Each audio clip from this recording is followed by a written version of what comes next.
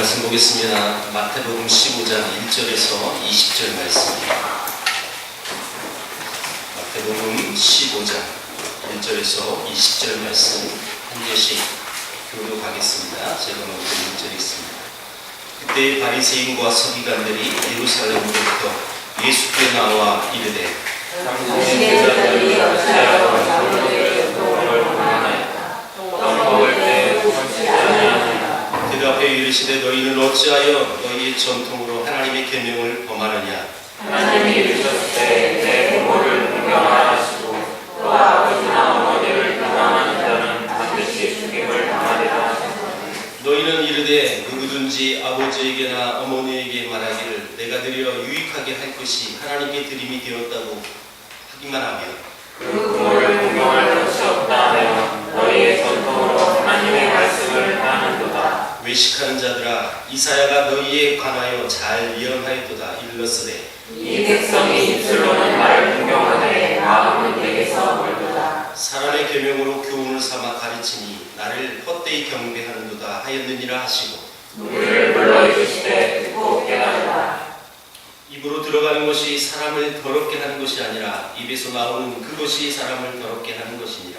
이에 제자들이 나와 이르되 바리새인들이 이 말씀을 듣고 걸림이 있는 줄 아시나이다. 예수께서 대답하여 이르시되 심은 것마다 내 하늘 아버지께서 심으시지 않은 것은 뽑힐 것이니 그러나 그들은 맹인이 되어 맹인을 인도하는 자도다. 만일 맹인이 맹인을 인도하면 우리가 구덩이에 빠지리라 하시니 베드로가 대답하여 이르되 이 비유를 우리에게 설명하여 주옵소서.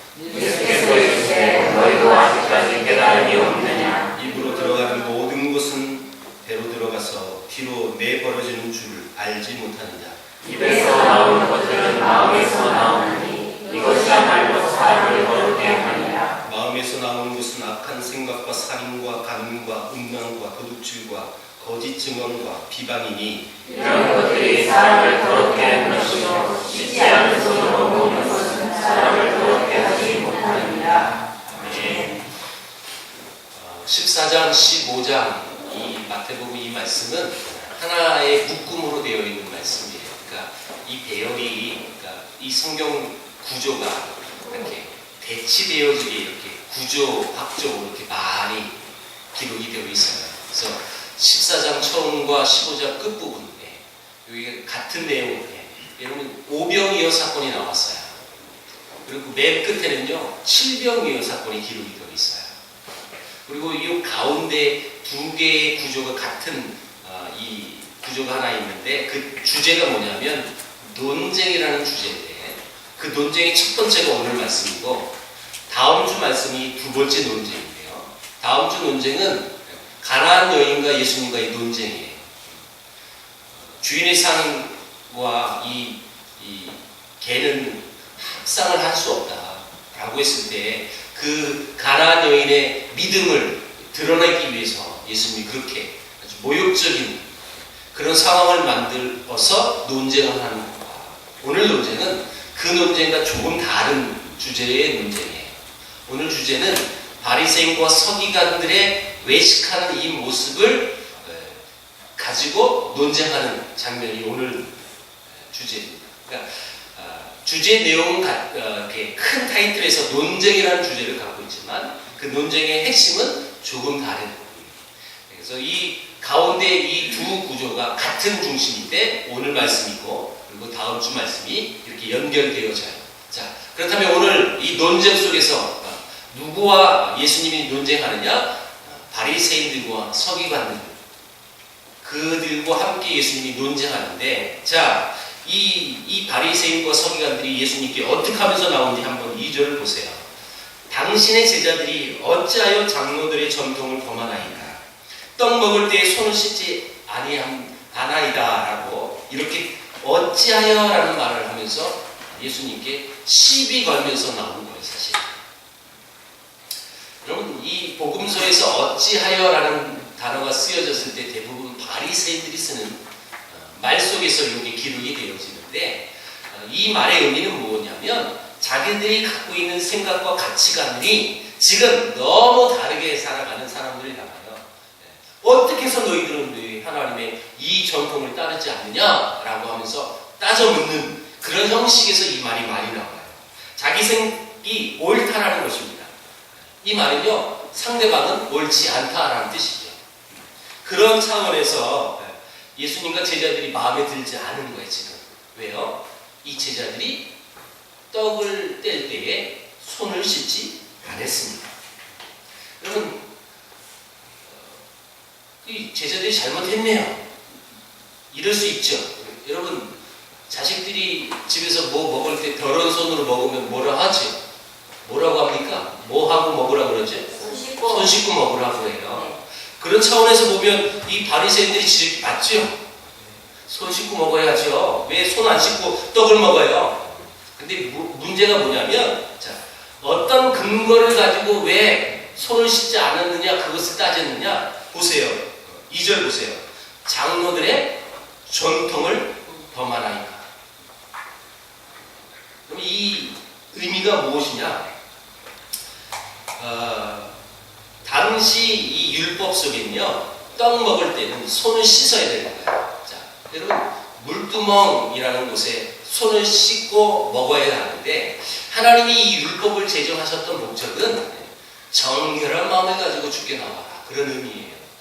핵심의 의미는 정결한 마음이라는 것이지, 야, 네 손이 박테리아가 두글구질량이 더러 죽겠다, 야. 그러니까 손 씻어 깨끗이 먹어. 이 뜻이 아니에요.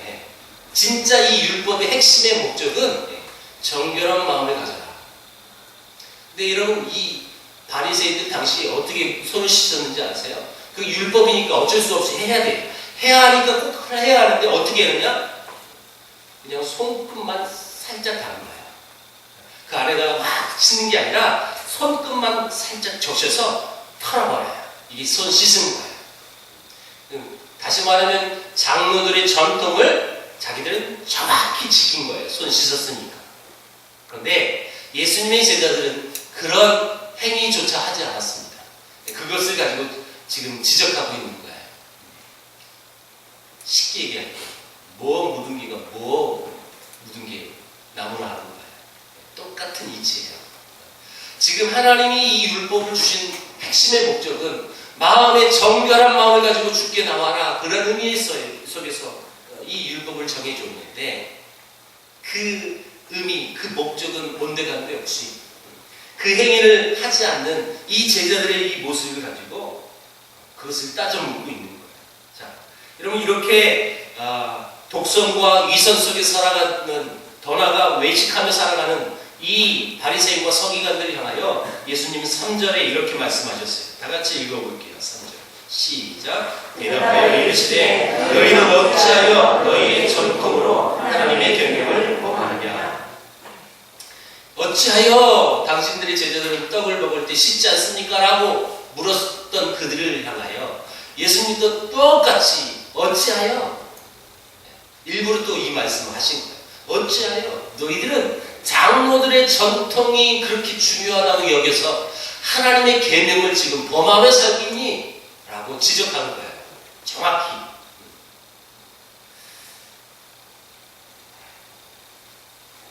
이 바리새인들이 왜 이렇게 이런 독선과 위선과 외식으로 삶을 살아갈 수밖에 없었느냐면, 율법의 의미를 제대로 알지 못하기 때문에 그런 겁니다. 그 율법이 주신 목적이 무엇인지를 잘 몰라서. 마태복음 22장, 이제 곧 나올 이제 본문이지만 이렇게 말씀하십니다. 예수께서 이르시되 네 마음을 다하고 목숨을 다하고 뜻을 다하여 주 너희 하나님을 사랑하라 하셨으니 이것이 크고 첫째 되는 계명이요 둘째도 그와 같으니 내 이웃을 내 자신같이 사랑하라 하셨으니 이 두 계명이 온 율법과 선지자의 강령이니라. 자, 여러분, 예수님이 이 말씀을 하신 이유가 뭐냐면, 율법이 뭐냐면 가르치는 거예요. 율법이 뭐냐면, 정리하면 첫 번째 마음을 다하고 뜻을 다하여 주 너희 하나님을 사랑하는 것, 이게 첫 번째 계명이에요. 두 번째 계명은 내 이웃을 네 자신처럼, 네 몸처럼 사랑하라. 자, 여러분, 이게 율법이에요. 이게 하나님이 우리에게 주신 계명, 이 율법, 그걸 짜면 요게 나오는 거예요. 그래서 더 짜면요, 사랑이에요, 사랑. 하나님 사랑, 이웃 사랑. 더 짜면 사랑, 이렇게 되는 거예요. 자, 여러분, 이것이 율법이고, 이게 계명이고, 이게 하나님의 말씀입니다. 그런데 이 말씀을 가지고 이 바리새인과 서기관들을 향하여 이렇게 말씀하시는 거예요. 너희들은 장로들의 그 전통을 따르는데 왜 그 전통을 따르기 위해서 하나님의 이 계명을 무시하니? 하나님의 계명이 뭐라고 했죠? 사랑이에요, 사랑. 자, 그럼 그 사랑이 먼저 누구를 사랑하라고요? 하나님 사랑. 그 다음은요, 이웃 사랑. 이게 계명이에요, 이게 말씀이고요. 이것이 하나님을 믿는 하나님의 백성들이 살아가야 할 몫이고 하나님이 우리에게 요구하는 삶이 바로 이거예요. 하나님 사랑하고 이웃 사랑하고. 이게 계명이에요. 이게 율법이에요. 그런데 이 바리새인과 서기관들은 율법학자들이에요. 율법을 잘 아는 사람들이에요. 빠삭하게 잘 알고 있어요. 근데 그 율법을 지키기 위한 그런 어떤 수단과 방법을 가리지 않고 그것만 지키면 하나님을 사랑하는 것으로 여겼어요. 잘못 이해한 거죠. 진짜 계명은 하나님 사랑, 이웃 사랑인데 이들은 그것을 온전히 모르는 거예요. 그러니까 이렇게 그 율법적인 삶을 살아가니까 자동적으로 위선이 되는 거고 외식이 되는 거고 독선이 되어지고 이렇게 사는 것입니다. 사랑의 계명을 잘 모르는 자들은 그럴듯한 명분을 가지고 그래서 그 명분 때문에 외식에 빠지게 되어지는 것입니다. 자, 예를 들면 무엇을 하나님의 것으로 구별하면 누구도 손을 댈 수 없습니다. 만일 하나님 앞에 드리기로 한 것이 그 도중에 흠이 생기면 그걸 어떻게 하느냐? 새 것으로 드리느냐? 아니요. 새 것도 드리고 흠이 생긴 것도 드려야 되는 거예요. 당시 율법이에요. 또 한 가지, 이것은 하나님 앞에 드릴 것이다 라고 정해 놨다면 이건 아버지도 손대 드릴 수 없어요. 그래서 이것은 하나님께만 드리는 것으로 결정했는데 그러다 보니까 내 아버지, 내 어머니를 공경할 만한 어떤 양식도 없고 재물도 없어요. 만약에 그 모든 것 하나님께 드리기로 결정했다면 그러면 하나님 앞에 드리는 것이로 결정됐기 때문에 부모를 공경하지 않아도 이건 죄가 되지 않다고 생각했어요. 그걸 뭐라고 하느냐? 고르반이라고 한 거예요. 고르반. 이건 하나님께 드림이 됐기 때문에 그래서 나는 우리 부모님을 섬길 수 없어요. 공경할 수 없어요. 라고 외치면 아무 문제가 되지 않았다라는 거예요. 자, 그래서 이들은 그걸 이용해서 외식하는 삶을 살아요. 이건 하나님께 드림이 되었다라고 하고 뒤에 또 숨겨놓고 이것을 여러분 이용해 먹는 거예요. 자, 예수님이 그 말씀을 지금 5절 6절에서 하신 거예요. 지금. 자, 5절 6절 다시 보세요. 5절 6절 같이 있습니다. 시작. 너희는 이르되 누구든지 아버지에게나 어머니에게 말하기를 내가 드려 유익하게 할 것이 하나님께 드림이 되었다고 하기만 하면 그 부모를 공경할 것이 없다 하여 너희의 전통으로 하나님의 말씀을 폐하는도다. 이게 고르바라는 뜻인데 자, 그렇게 하면 문제가 되지 않아서 하나님의 말씀을 오히려 폐한도다라고 예수님이 지적하고 있는 거예요. 그것을 그 율법을 이용해가지고 외식하는 삶을 살아가면서 그렇게 하면 다 하나님 앞에 최선을 다한다고 생각을 했고 자기도 그렇게 믿었고 남들도 그렇게 인정해주고 그래서 다른 하나님이 말씀하셨던 그 메시지 계명 그것은 중요하지 않아요. 이것을 했기 때문에 여러분 지금 오늘 제목을 그래서 제가 전통과 계명이라고 했는데 자, 이 바리새인과 서기관들의 가치관은 뭐냐면 전통이에요. 전통. 그들의 삶의 기준점은 오직 전통밖에 없어요. 그 전통을 지키면 최선을 다하는 거예요. 근데 그들을 향하여 예수님이 왜 너희들은 그 전통 때문에 하나님의 계명을 범하고 있니? 자, 그러면 예수님의 기준은 뭐예요? 기준. 계명이라는 거예요. 자, 그 계명을 6절에서 이렇게 풀이하셨어요. 예수님께서. 말씀. 그럼 한번 생각해 주세요. 지금 그럼 우리가 성도로서 삶을 사는데 우리의 삶의 기준은 전통이어야 합니까? 말씀이어야 합니까? 말씀이라는 거죠. 말씀. 다시 말하면 이 바리새인과 서기관들은 그 말씀이 기준이 되지 않아요. 율법이 기준이에요. 전통이 기준이에요. 그래서 그대로만 하면 문제되지 않아요. 떳떳하게 살아요.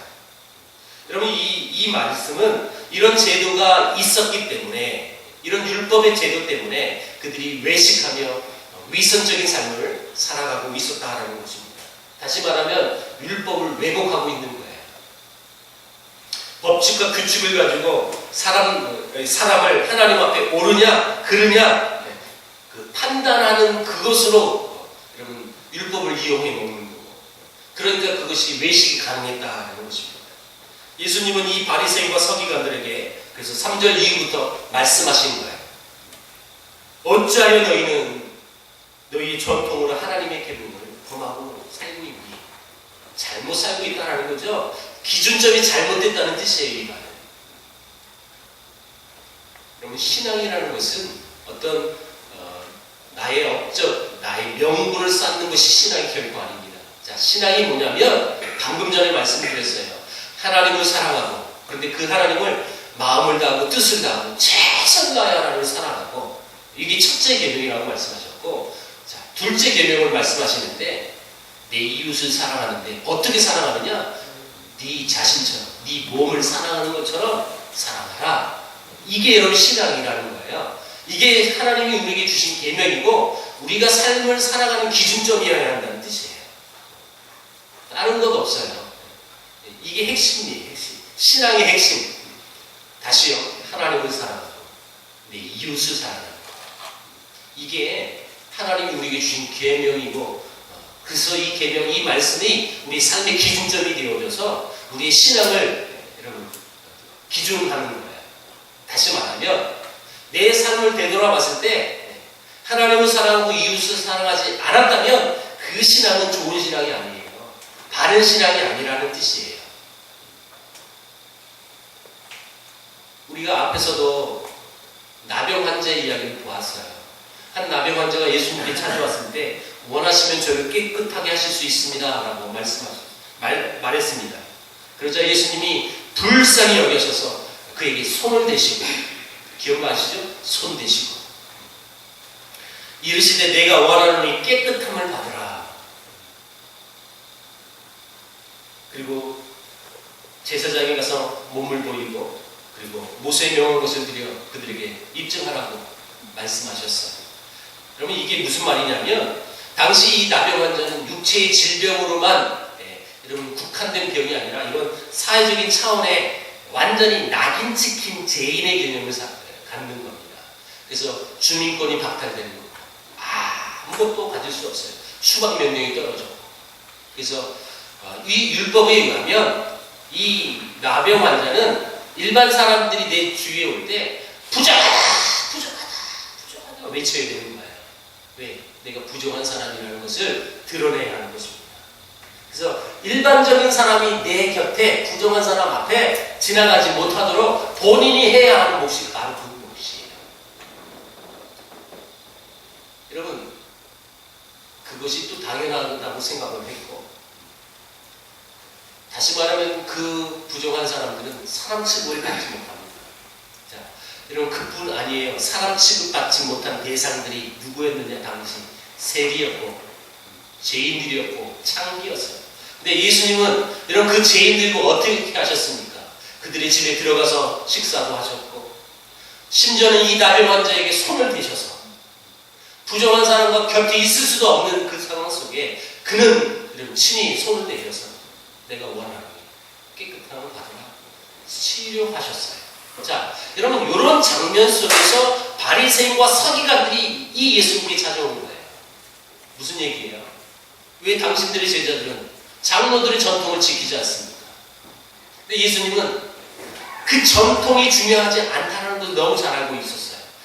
하나님이 진짜 원하시는 그 계명이 뭐냐면 하나님을 사랑하고 이웃 사랑하는 건데, 이들은 그 이웃 사랑하는 마음은 온데간데 없고 그 사람 대접 받지 못한 그 모든 사람들을 정지하고 멀리하고 터부시 여기고 사람 취급을 아예 하지 않았던 율법학자들이었어요.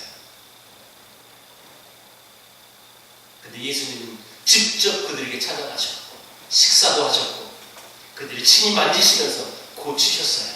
자, 여러분 사실 유대인들에게 있어서 예수님의 이 모습은 충격의 모습이에요. 사실은 있을 수 없는 그림이에요. 해서는 안 되는 그림이에요. 사실은 당시 율법으로만 따진다면.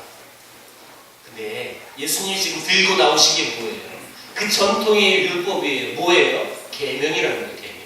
그 계명의 핵심이 뭐예요? 하나님 사랑하고 이웃 사랑하는 건데 왜 너희는 그 하나님의 그 뜻을 알지도 못하고 그 전통이 먼저 우선순위가 돼가지고 그렇게 아주 형편없는 삶을 살고 있니? 그것을 여러분 지금 가르치고 있는 장면이 이 장면이라고. 말하자면 예수님은 그 무정한 그 정결법에 의해서 사람 취급받지 못한 그 수많은 영혼들을 오히려 그들에게 찾아가 주셔서 손 내미시고 그들에게 사랑과 긍휼로 찾아가 주시는 예수님이었다라는 것입니다. 자, 여러분 하나님이 진짜 우리에게 원하시는 삶이 과연 무엇일까요? 그것을 오늘 말씀대로 제가 여러분들에게 선포한 말씀대로만 얘기한다면 하나님 사랑하고 이웃 사랑하는 거예요. 자, 여러분 이것이 우리에게 주어진 삶이에요. 자, 보세요. 그렇다면 예수 그리스도를 믿는 우리는 그 예수님이 친히 우리에게 찾아오셨어요. 그 부정해서 하나님 앞에나 사람 앞에나 사람 취급받지 못했던 더럽고 추한 죄인인 우리에게 친히 찾아와 주셨고 그분이 우리에게 손을 대시고 사랑과 긍휼로 찾아오셨습니다. 그렇다면 그 사랑을 힘입은 여러분 성도라면 어떻게 살아가야 할까요? 그런 성도라면요. 그래서 자동적으로 우리는 누구를 심판할 권한도 없고 저주할 권한도 없고 또한 우리에게 자랑도 있어서는 안 되는 거예요. 그런 은혜를 받은 거 여러분 우리 힘과 우리 능력으로 된 겁니까? 아니죠. 그래서 우리는 자랑할 곳이 없어요. 오직 우리에게 한 가지만 있다면 감사밖에 없습니다. 감사. 그래서 우리에게는 또 심판권, 저주권, 자랑이 없는 반면에 우리 안에 유일하게 하나 있어야 할 것은 감사밖에 없는 거예요. 그런데 이런 사랑을 받았음에도 불구하고 왜 우리는 자기를 자랑하고 또 남을 심판합니까? 은혜를 구하지 않고 자기 의를 증명받고 싶어가지고 몸부림치며 살고 있습니까? 신앙이 자기 잘난 것을 증명하는 명분 쌓기가 되어서는 결코 되어서는 안 될 것입니다. 이것이 주께서 우리에게 원하는 모습이에요. 형식과 제도에 집착해서 살아가는 수많은 사람들이 있습니다. 제가 여러 번 이 단에서 예화로 들었어요. 최근에 이 땅에 복음 들고 왔던 선교사님이 그 사회문술이 뛰어나니까 우리나라 왕을 치료하는 시의가 되고 이 말은 어의라는 뜻인데 어의가 되는데 그 어의께서 우리나라에 가장 천대받았던 백정이 쓰러져 죽어갔을 때 그 집에 신방 가가지고 그를 치료합니다. 자, 여러분 보세요. 백정은 절대 그 어의께서 내 집에 오는 것도 불가한 것이고 또한 그 어의의 손이 나를 만져서도 안 된다는 문화를 알고 있는 사람이에요. 그런데 그분이 나를 만졌던 그 손으로 또 왕에게 가가지고 또 왕도 만질 건데 이 조선 문화에서 절대 있어서는 안 된 그림인데 그가 나를 친히 만져주었으니 얼마나 여러분 감동이 됩니까? 만약에 선교사가 조선의 문화가 이렇다는데 내가 왕을 치려는 의사인데 백정을 만져서는 안 된다. 그게 이 나라의 법칙이고 그 나라의 율법이고 교회다 라고 알고 있었지만 그대로 행했다면 그 백정은 예수 믿을 기회가 없었을 거예요. 그 형식, 그 제도 뛰어넘은 거잖아요. 그렇죠? 그래서 그 집에 4번이나 왕진 가서 치료해줬더니 그가 완치가 됐고 장로가 되어지고 그의 아들은 우리나라 최초 외과 의사, 외과 교수가 되어지는 은혜를 누리는 집안이 되는 거예요. 그냥 내는 게 아니더라고요. 그 전통으로, 그 율례로, 그 규례로, 그 규칙대로 다 삶을 살아갔다면 이런 기적은 있을 수 없다는 것이죠. 형식과 제도에 집착해서 본질을 망각하는 이 인간들의 모습이 얼마나 많이 이 땅에 있는지 몰라요.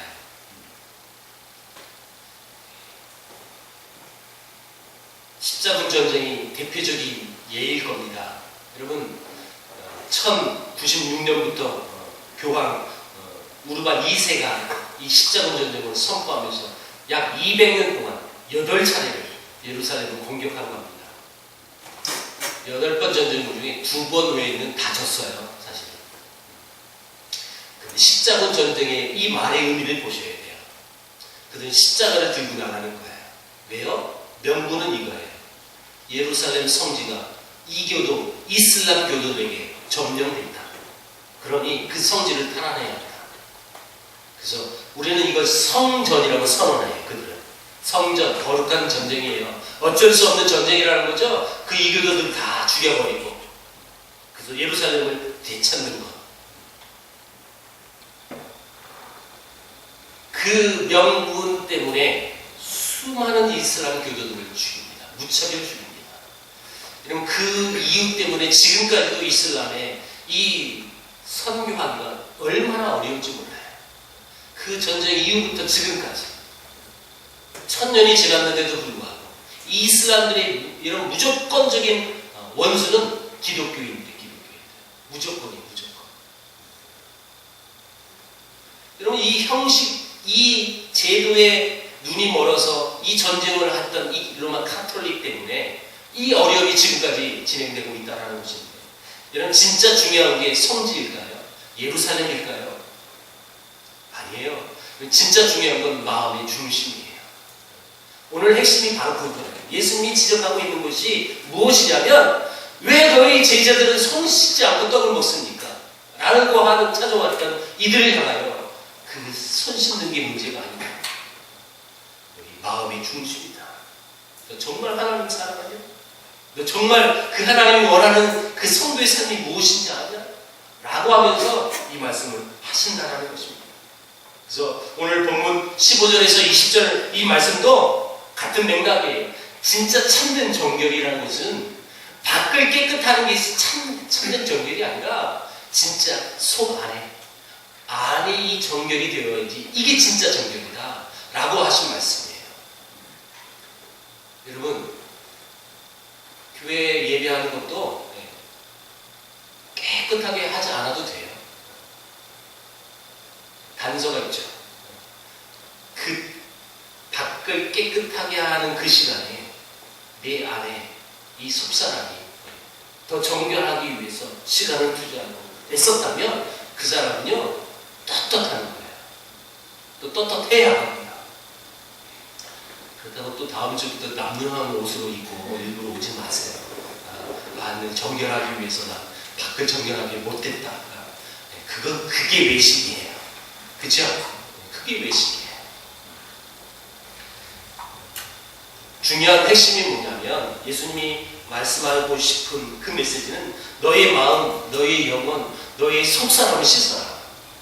그것이 중요하지. 밖은 중요한 것이 아니다. 자, 여러분, 그래서 여러분 믿는 사람이라면, 성도라면, 그래서 이 마음에 무엇이 있어야 하느냐.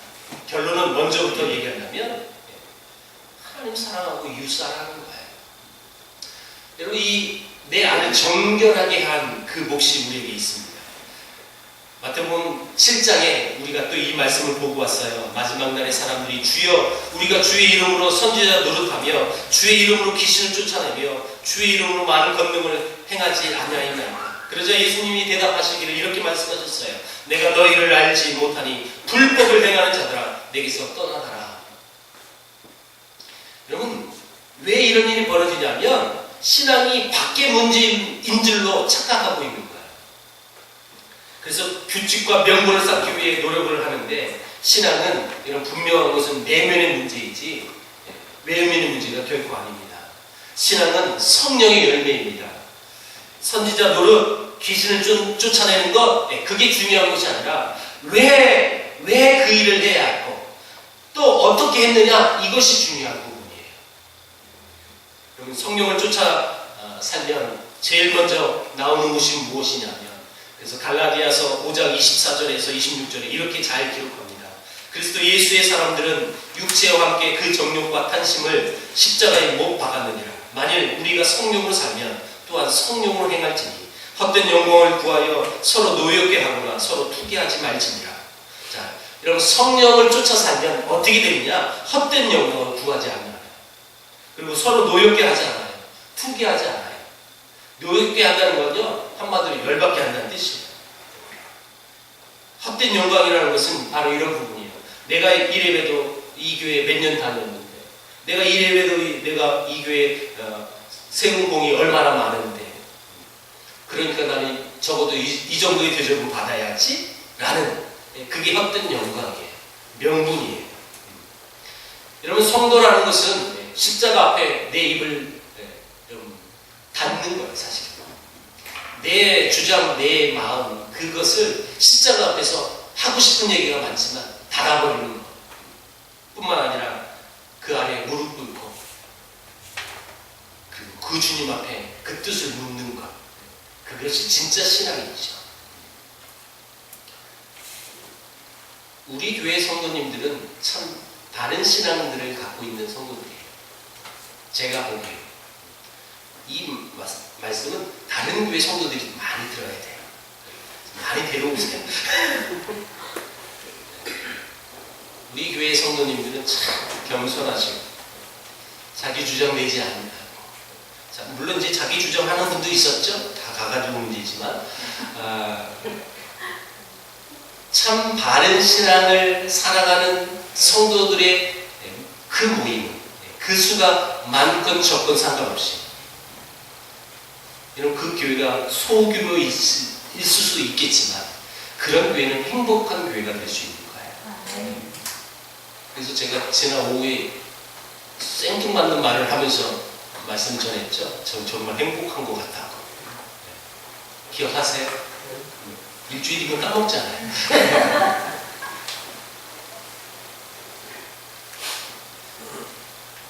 성령을 쫓아 살아가는 성도의 삶을 옆에서 지켜보자면 너무 귀해요. 너무 사랑스럽죠. 여러분, 우리 세계를 품은 교회가 이런 아름다운 신앙을 쫓고 또 추구하는 우리 교회가 됐으면 좋겠습니다.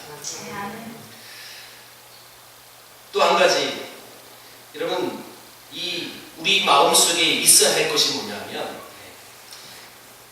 남들에게 드러내기를 좋아하는 그 모든 것이 없어져야 성도의 가져야 할 마음가짐이거든요. 근데 이 현대 시대는 드러내는 거 너무 좋아하는 시대예요, 사실은. 우리 교회는 안 드러나려고 해도 드러날 수밖에 없는 규모예요, 사실은. 그렇죠?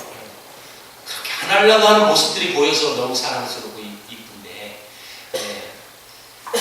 여러분, 규모가 조금만 있어도요, 이게 잘 드러나지 않아요. 그렇죠? 너무 많으니까 드러날 수가 없어요. 그러니까 그런 형태 속에서 드러내고 싶은 욕심이 생기는 거예요, 사실. 이제 그런 데서 이제 문제가 생기는 거고, 신앙인들 간의 관계가 틀어지는 거고, 어려움들이 찾아오는 것 같아요.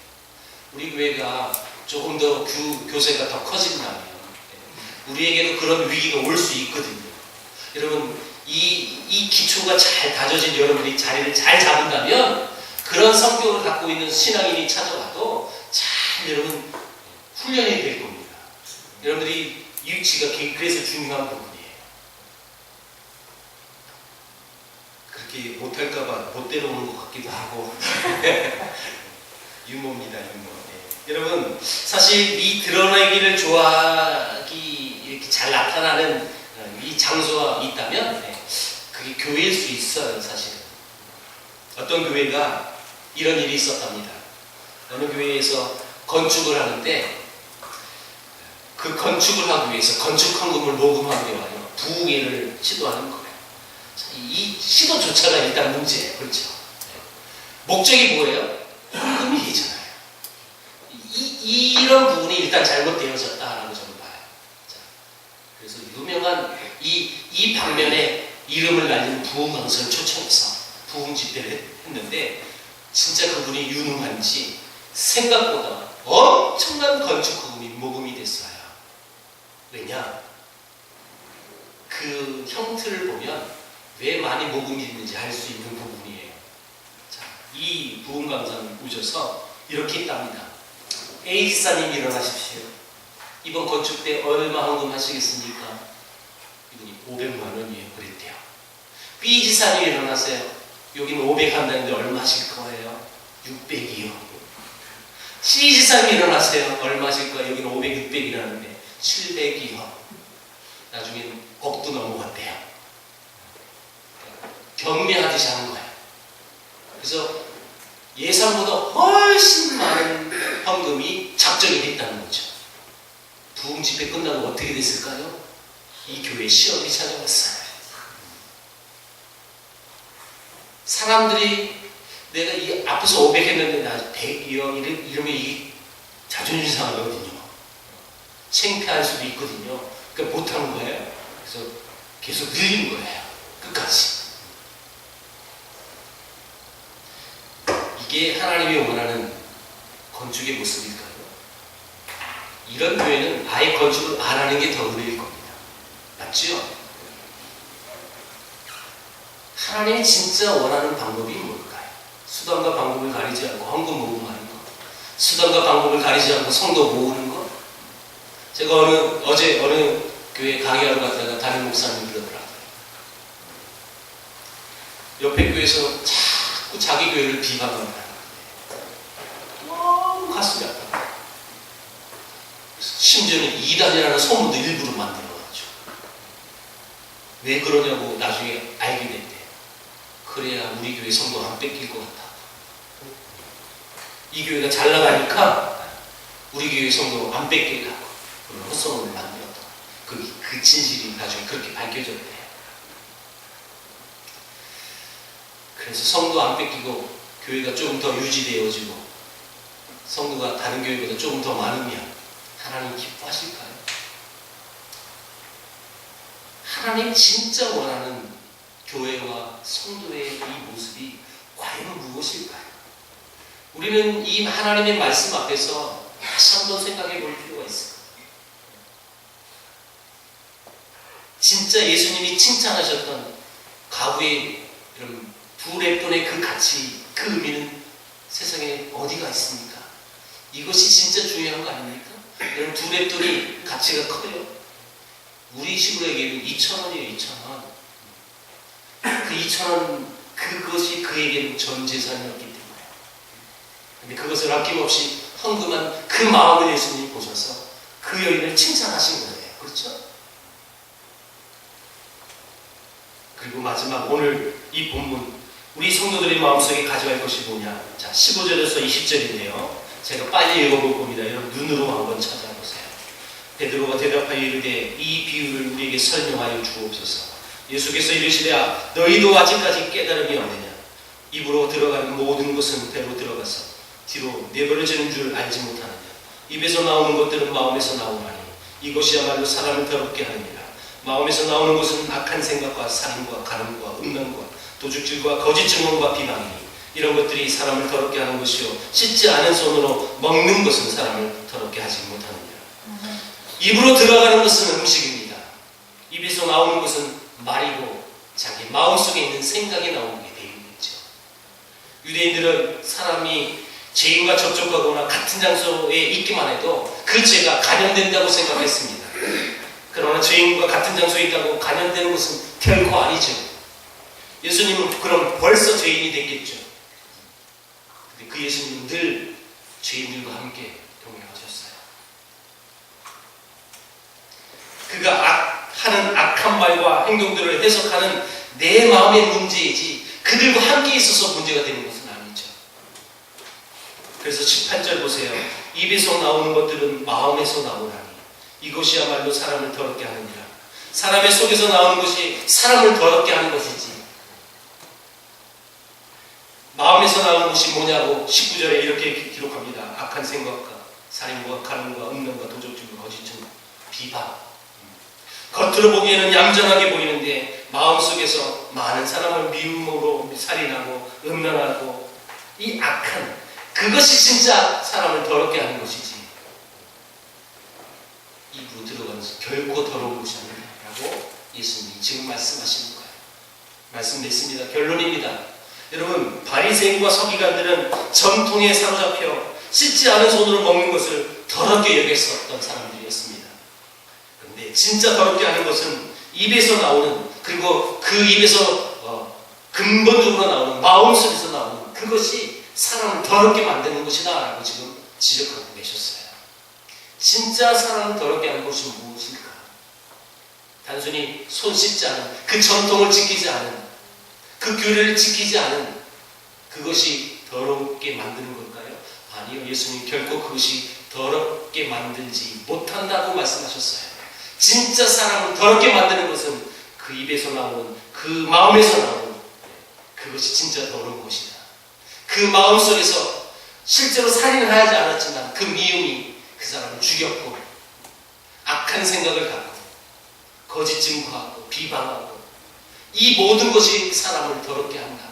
저는 이 말씀을 준비하면서 이렇게 생각해 봤어요. 이 말씀이 선포되어질 때 어떤 한 사람도 자유함이 없을 것 같다라고 생각해 봤어요. 저 역시, 우리 교회 모든 성도 한 사람 한 사람 이 말씀 앞에 자유함을 누리지 못할 겁니다. 이 말은 우리도 늘 내 안에 더럽게 하는 것이 있음에도 불구하고 그 더러운 것이 더러운 것인지 모르고 일상의 삶을 살아가고 있어요. 진짜 더럽게 하는 것은 이단이구나. 진짜 더럽게 하는 것은 진짜 준비되지 않은 그런 모습이구나. 이렇게 형식적으로 이 바리새인들처럼 매식적으로 우리의 삶의 기준이 한때는 그렇게 살 때도 있었을 거예요. 예수님이 이렇게 말씀하십니다. 그게 더럽게 하는 것이 아니라 네 입에서, 네 마음에서 나오는 것이 사람을 더럽게 하는 것이다. 이 말씀 앞에 자유함이 없다는 것은 우리가 적어도 이런 형태의 삶을 우리가 많이 현재도 살고 있다고 저는 생각하거든요. 그렇다면 진짜 우리가 이 땅에서 성도의 삶으로서 살아갈 때 어떤 마음의 자세로 살아가야 할 것인가가 분명히 나오는 거예요. 겉으로 보여지는 것으로 판단하는 것이 아니라 진짜 흉악하고 하나님이 그게 범죄고 그게 가장 더럽다라고 지적하니까 그것이 뭐냐면 내 마음에서 짓는 죄, 그거라는 거지. 이 바리새인과 서기관들은 율법학자로서 율법을 너무 잘 알고 있는 사람인데, 그래서 그 전통으로만 삶을 살아갔던 그 기준점이 그거였는데 예수님은 그것을 지적하는 거예요. 그것이 잘 사는 게 아니다. 그것이 하나님이 원하는 삶이 아니다. 진짜 하나님이 원하는 삶은 마음을 다하고 뜻을 다하여 하나님을 사랑하고, 그리고 내 이웃을 네 몸처럼 사랑하는 것. 그것이 진짜 사랑이야. 그것이 하나님이 너에게 원하는 삶이야. 밖을 깨끗하게 하지만 네 안이, 네 속사람이 지금 문제지 밖은 중요하지 않아 라고 지금 말씀하고 계시다라는 것입니다. 여러분, 이제 무엇가 더럽게 하는 것인지 바로 알아서 내 마음을 잘 정리하고 내 속사람을 잘 깨끗하게 하고 정결하려고 노력하는 저와 여러분들이 주의 이름으로 축원드립니다. 기도하겠습니다. 하나님 감사합니다. 우리를 성도로 불러주셨는데 우리가 더럽게 하며 살아가는 것이 무엇인지 우리 삶을 되돌아볼 수 있는 은혜를 주심에 하나님 감사합니다. 하나님, 보여지는 것이 다가 아닌 것을 깨닫고 가장 더러운 것은 내 입에서 내 마음에서 나오는 그 죄악의 마음이니 이것을 깨닫고 이제 더 이상 마음으로 죄를 짓지 않는 하나님의 사람 될 수 있도록 도와주옵소서.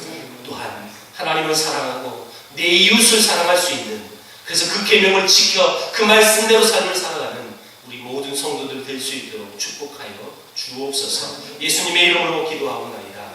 아멘. 주고 참고해 주십시오. 교회 소식 나누겠습니다. 특별한 강요는 없고요. 교회 일정 우리 6월 17일에 있을 잠정이 아직도 확정은 안 됐고요. 이제 이번 주 중에 아마 좀 결정되어질 것 같은데